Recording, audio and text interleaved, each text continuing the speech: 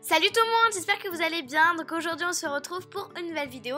Et aujourd'hui ce sera un tuto Fimo. Je vais vous apprendre à faire un gâteau au chocolat et à l'orange.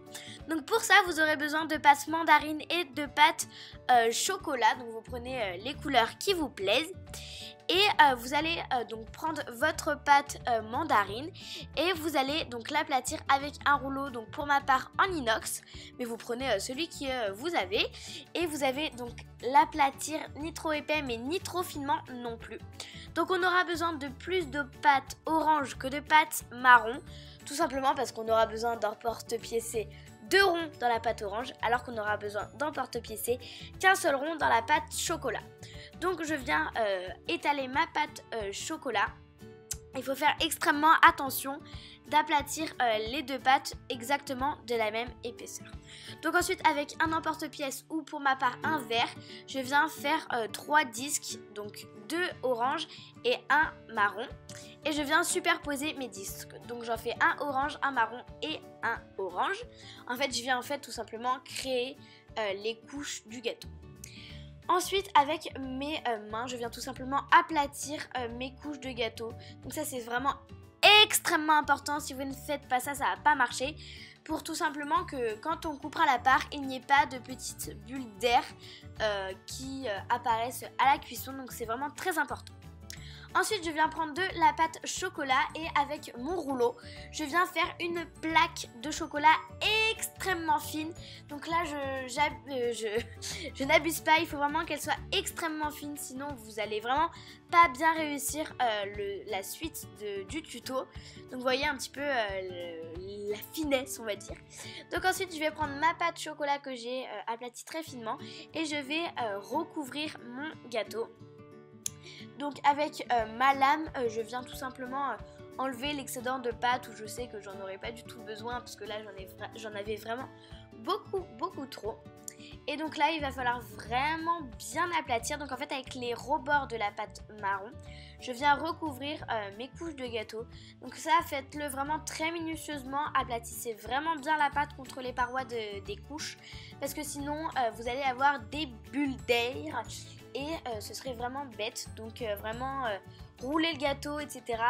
Aplatissez vraiment bien. Donc vous voyez là que j'ai des petites bulles d'air, percez-les avec une aiguille ou quelque chose comme ça. Et il faut vraiment aplatir très correctement parce que c'est vraiment pas joli quand il y a des bulles d'air. Donc voilà, prenez un petit peu de temps là-dessus. C'est un peu long mais bon, ça vaut le coup.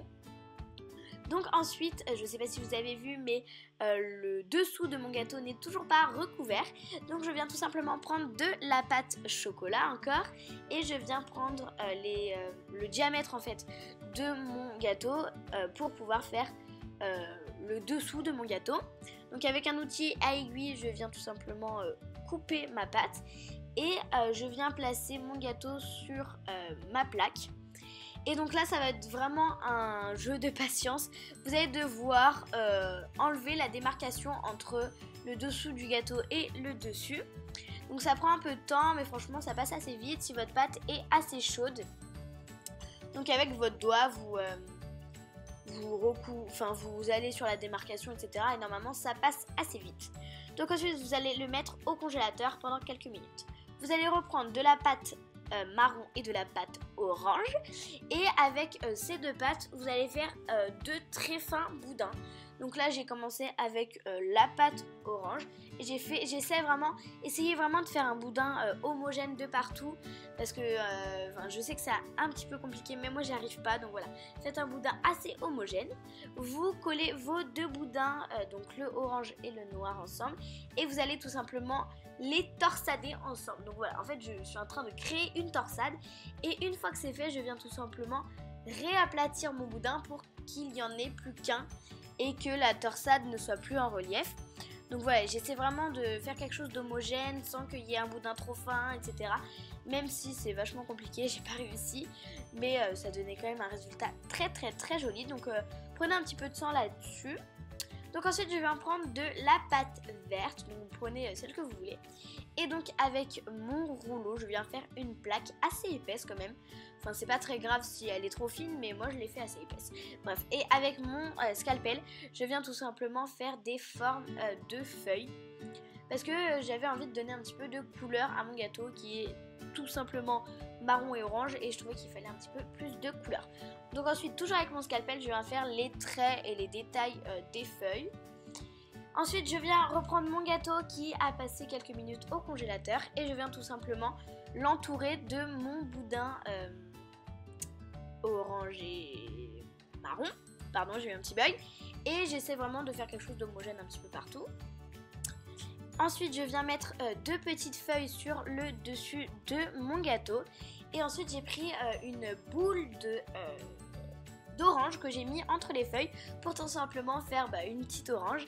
Et avec un outil à texture, mais vous pouvez très bien prendre un cure-dent, j'ai fait des petits points à l'intérieur pour que ce soit un petit peu plus réaliste. Ensuite, vous allez venir couper la part. Donc voilà, ça va être le moment fatidique, on va dire. Non, je plaisante. Donc voilà ce que vous devez avoir donc à l'intérieur. Et avec un outil à aiguille, je viens texturer. Voilà. Donc voilà, mon gâteau est fini. Je le trouve vraiment super joli. J'espère que cette vidéo vous a plu. Je vous fais plein de gros bisous et à bientôt pour une prochaine vidéo. Bye!